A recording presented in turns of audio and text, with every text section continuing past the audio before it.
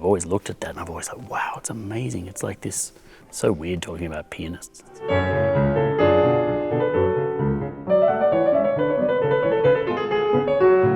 First up, we have the Israeli pianist Daniel Barenboim playing Beethoven's famous Pathetique Sonata.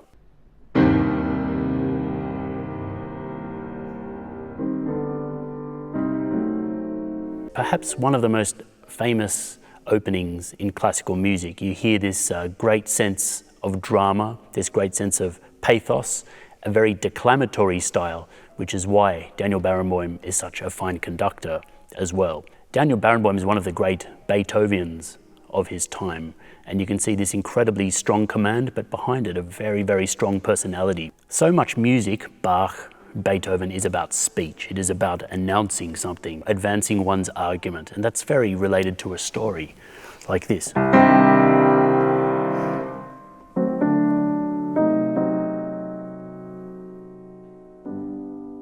In that short phrase, so much is said, and in a live performance setting such as this, Daniel Barenboim, even at his level, would feel the pressure to come up with an announcement, a phrase that is incredibly important and telling and has an enormous amount of pathos to it, and he certainly achieves it.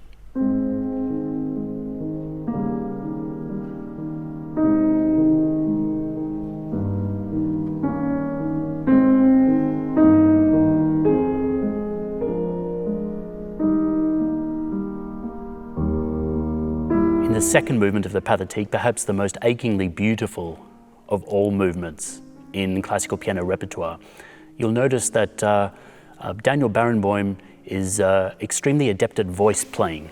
And what I mean by that is that there's not just one melody going on, there's a counter melody. Left hand.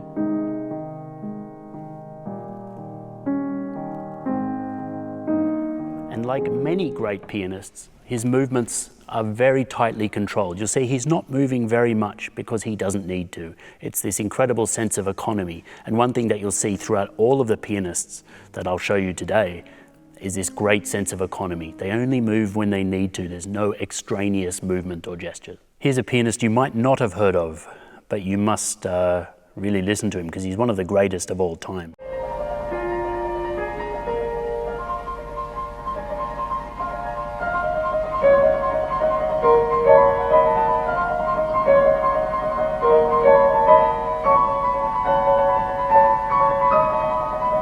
John Ogdon was a very troubled man. His performances are characterized by this incredible intensity. You feel in the beginning of this Ravel on Dean immediately, and this is a very difficult beginning which requires incredible control of tiny little movements like this.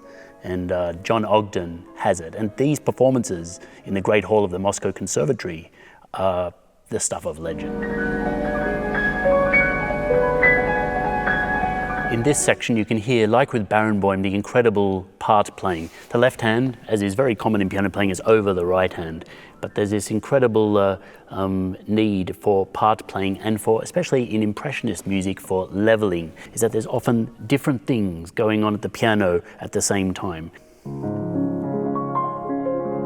These textures, and that's obviously not a piece by any Impressionist composer, but there's the sense always that it's not just about a wash of sound, it's about all of the levels. Like a beautiful cake, they have to be all proportioned. And in live performance, that's very difficult, but John Ogdon does it.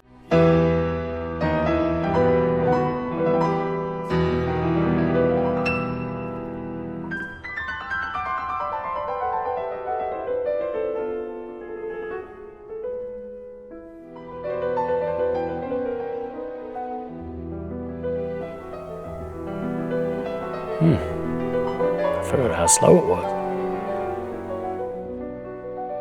For me, Martha Argerich echoes the idea that there's not one style of piano playing. You'll see in her playing, even in this passage that you've just heard, that Martha Argerich uses an enormous amount of wrist.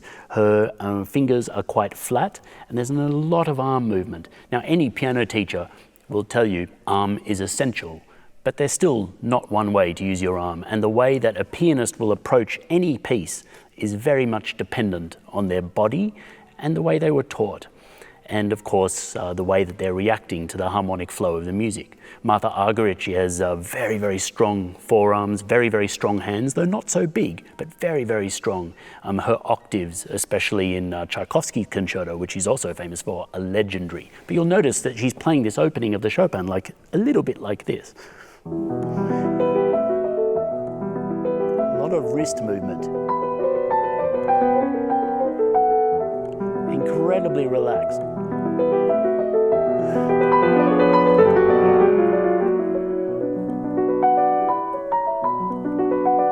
So much wrist movement. And I look at that and I think, wow, I could never play it like that because I'm just not built like that, and so much wrist movement would disconnect me from the keyboard. But it's extraordinary because there is no doubting the sheer mastery of this woman's playing. Her technique is as close to perfect as it gets. And when she's really fired up and the electricity is happening, there's really no one like her. When Stephen Hough, the great British pianist, another of my favorites, was asked what's the hardest piece in the piano repertoire, he mentioned the Die Schlürzer Etude. It's painfully difficult, and Geoffrey Tozer plays it here like it's chopsticks.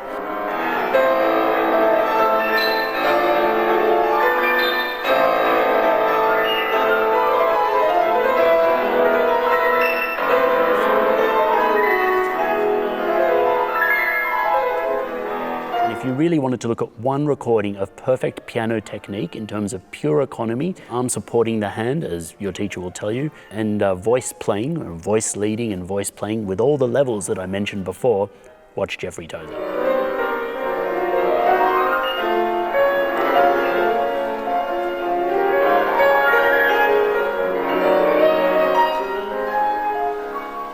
Imagine doing your shoelaces with one hand, but then doing your other shoelaces on the other shoe with your left hand at the same time.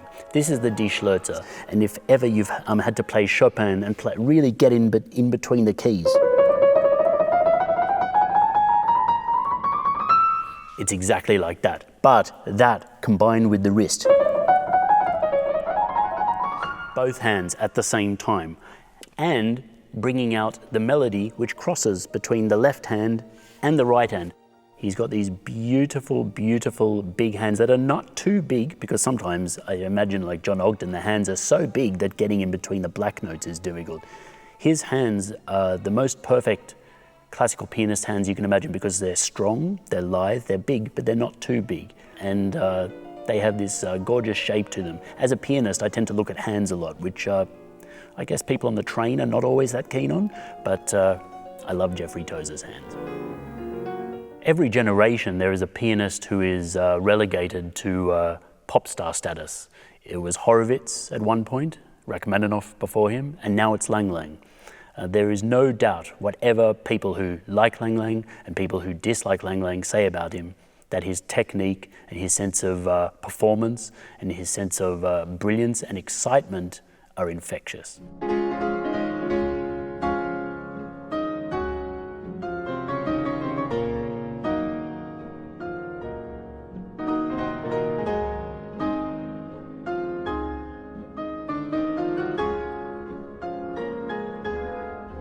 Lang Lang has, again, enormous hands, and I've heard that they're as big as Rachmaninoff's, which is really something. His playing is always characterized by an incredible physicality. I said before that you'll see amongst the great pianists this sense of economy. You could argue that Lang Lang is moving a lot more than these other pianists, but you can't criticize his economy because his technique is absolutely incredible. And like with all the great pianists, the line between what is technique and what is interpretation, what is music and what is showmanship, is very small. You can see in Lang Lang's playing the incredible sense of movement. He's sometimes back like this, he's sometimes forward, there's a lot of this going on, sometimes he's even smiling, sometimes he's even looking out there. And while people are all too ready to ascribe affectation to him, I think a lot of the time Lang Lang is simply being Lang Lang. He's enjoying himself, he's enjoying the people watching him, and he's enjoying the very aspect of performance, and there's nothing wrong with that.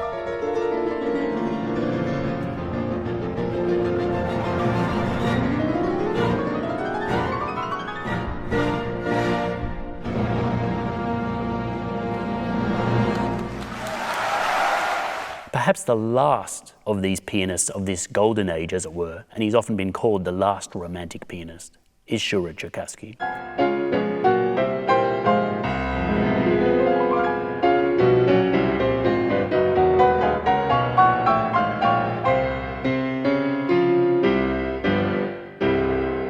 In Cherkassky's playing, there's this incredible sense of color. It's like looking at a painter's palette, and that's what excites me about him. There are few occasions in piano playing when you can be brutal. Well, one of the first things your teacher tells you is don't bash. There are exceptions when you can be brutal at the piano, and here is an example of Shura Cherkassky being brutal. I love this man's playing because there's already from the very first note an eccentricity about it.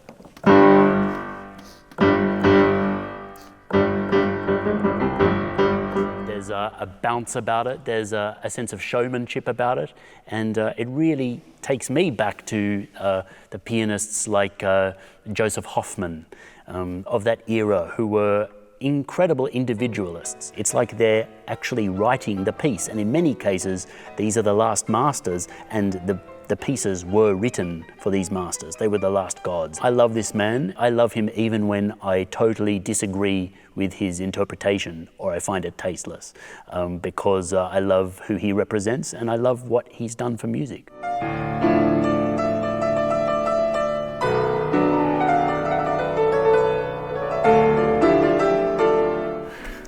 Oh my God, he's my favorite.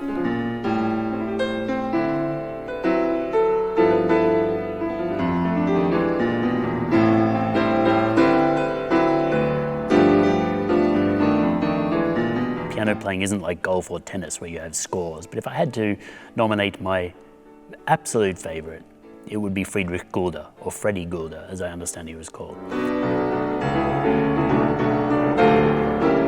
Nowadays, it's de rigueur in a way to be a crossover pianist, to be able to do everything, to be able to improvise. But Gulda was way before all of that. Gulda was an incredible jazz improviser.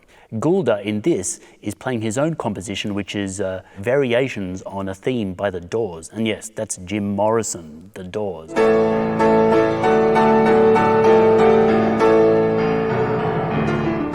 I find this man intriguing because he's a classical giant. He's an absolute giant. His Beethoven playing has all the vitality of anyone you'd ever listen to, and yet here he is playing with a fez on his head. I love that he's wearing his gold watch. You won't see many pianists wearing a gold watch, or let alone any watch. I'll never wear a watch because it weighs down the wrist. It would get in the way. A ring such as my ring is fine, but if there's a watch going on, it completely alters the weight, and weight is everything for a pianist. Sometimes I'll lean a little bit forward, sometimes I'll lean a little bit back, but really weight is absolutely essential. Friedrich Gulda is everything a musician should be, constantly taking risks. There's a humor in his playing, but he never lets that eclipse the will of the composer.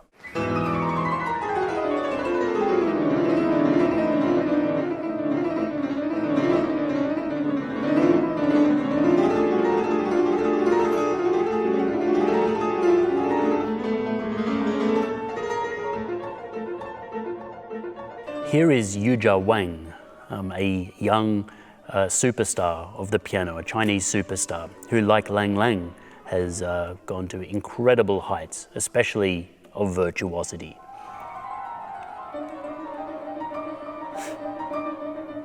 Yuja Wang is an athlete in every way. Her command, her physical command at the keyboard is extraordinary. Here we have the Flight of the Bumblebee, which we all know.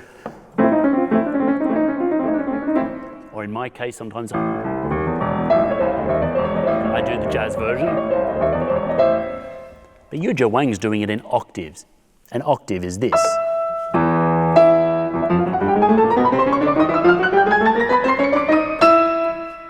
It's truly an extraordinary achievement. One of the key components of piano playing is to keep your hand in a strong position. In fact, Chopin actually argued that the first key you learn should not be C major, but B major, because B fits perfectly under the hand. So you have a white note, A black note for a longer finger, black note, longer finger, thumb under on a white note, which just happens to be there, so the distance is less long, black, black, black, white. It fits beautifully under the hand. Where octaves get challenging is because the center of gravity is all different. You have to stretch a lot more. That's why generally, but not always, bigger hands are advantageous for a pianist.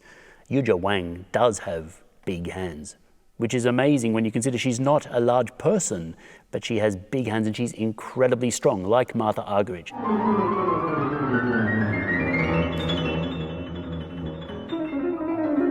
She has the physical prowess, and whatever you think of pure technique, I think it's something to be admired and celebrated. And I look at performers like this and I marvel at them.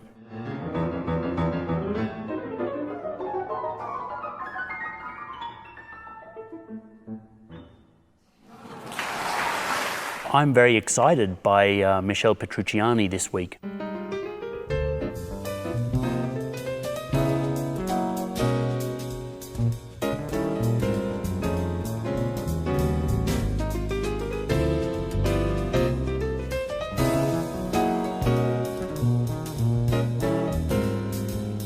It's incredible when you think of Michel Petrucciani and you think that he has a condition that causes short stature and brittle bones.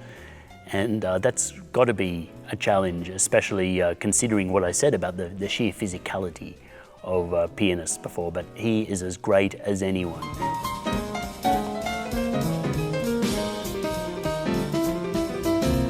If you look at Petrucciani's hands, I think he sits very low, but he plays very much with flat fingers.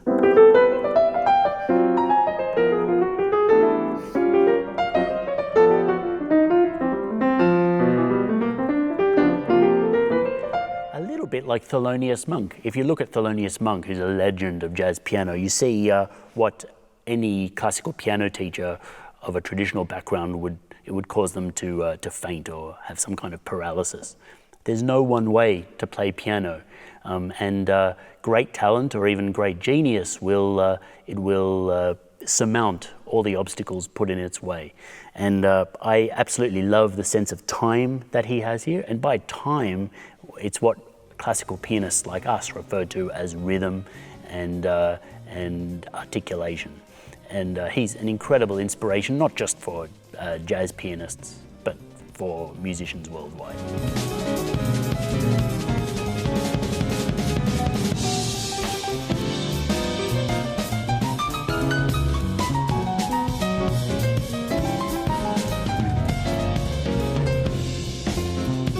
I love classical piano because there's so many factors in it. You've got tradition, you've got the people behind us who are the greats, you've got the young people coming up in the future, you've got the sense of the music, which is really, really important. We really have to respect the ink, as the jazz musicians say, but we also have to inject our own special magic into it. But also the worst thing you can do, like with sport, is to try too hard. It's really the very, very worst thing you can do. As such, people like me who've been playing for 30 years really quite honestly feel without any false modesty that we don't know how to do it at all, because it's that difficult. And the better you get, well, the further you have to go. And I'd encourage all people that if you want to do something that is incredibly rewarding but endlessly frustrating, become a pianist. You might have trouble getting a home loan though.